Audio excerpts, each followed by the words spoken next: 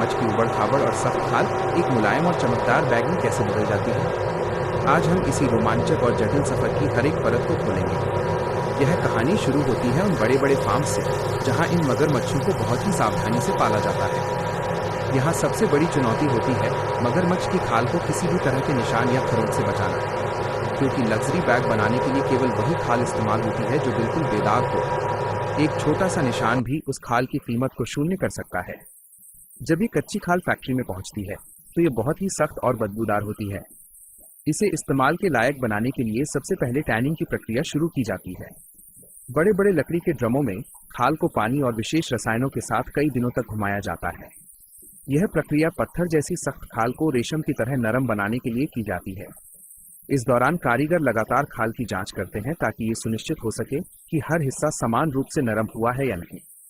अगला चरण है खाल की सफाई और उसकी मोटाई को एक समान करना। यहाँ कुशल कारीगरों के हाथों का जादू शुरू होता है। वे तेज धार वाले चाकुओं से खाल के पीछे के अतिरिक्त मांस और ऊतकों को हटाते हैं। यह काम बहुत ही जोखिम भरा और मेहनत वाला होता है, क्योंकि अगर चाकू थोड़ा भी ज्यादा गहरा चला गया तो पूरी खाल बर्बाद हो जाएगी। जब खाल पूरी तरह साफ और नरम हो जाती है तो इसे बड़े बड़े मेटल फ्रेम्स पर खींचकर बांध दिया जाता है। इसे सूखने के लिए एक नियंत्रित तापमान वाले कमरे में रखा जाता है। सूखने के बाद ये लेदर अब अपना असली आकार लेना शुरू करता है। अब बारी आती है इसे रंगने की। लग्जरी बैग्स में इस्तेमाल होने वाले रंग बहुत ही खास होते हैं। यहाँ कलाकार ब्रश और स्प्रे का इस्तेमाल करके खाल की हर एक झुर्री और परत के अंदर तक रंग भरते हैं। ये रंगाई कई परतों में की जाती है ताकि लेदर में गहराई और अमीरी नजर आए। इसके बाद आता है वो हिस्सा जो मगरमच्छ के लेदर को दुनिया के बाकी लेदर से अलग बनाता है, वो है इसकी चमक। एक विशेष पॉलिशिंग मशीन जिसमें कांच का एक भारी रोलर लगा होता है, उससे लेदर को बहुत तेज गति से रगड़ा जाता है। घर्षण की गर्मी से लेदर के प्राकृतिक तेल बाहर आते हैं और इसे एक ऐसी चमक देते हैं जिसे ग्लेज फिनिश कहा जाता है। ये चमक इतनी जबरदस्त होती है कि आप इसमें अपना चेहरा देख सकते हैं। अब शुरू होता है निर्माण का सबसे कठिन हिस्सा। एक मास्टर डिजाइनर लेदर पे पैटर्न रखता है। यहाँ सबसे महत्वपूर्ण होता है स्केल्स, यानी लेदर के निशानों का मिलान करना। बैग के सामने का हिस्सा और पीछे का हिस्सा बिल्कुल एक जैसा दिखना चाहिए। पैटर्न कटने के बाद अनुभवी कारीगर इसे हाथ से सिलना शुरू करते हैं।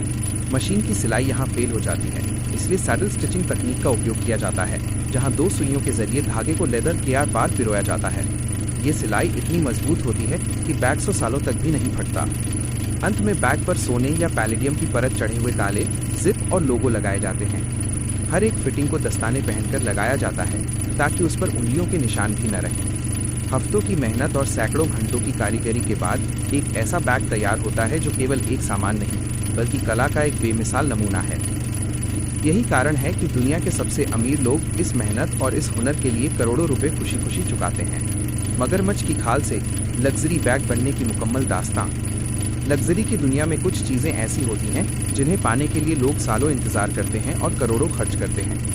इन्हीं में से एक है मगरमच्छ की खाल से बना हैंडबैग। लेकिन क्या आपने कभी सोचा है कि एक खतरनाक मगरमच्छ की उबड़-खाबड़ और सख्त खाल एक मुलायम और चमकदार बैग में कैसे बदल जाती है?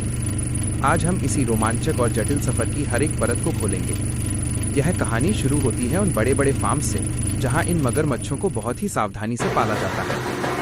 यहाँ सबसे बड़ी चुनौती होती है मगरमच्छ की खाल को किसी भी तरह के निशान या खरोंच से बचाना, क्योंकि लग्जरी बैग बनाने के लिए केवल वही खाल इस्तेमाल होती है जो बिल्कुल बेदाग हो। एक छोटा सा निशान भी उस खाल की कीमत को शून्य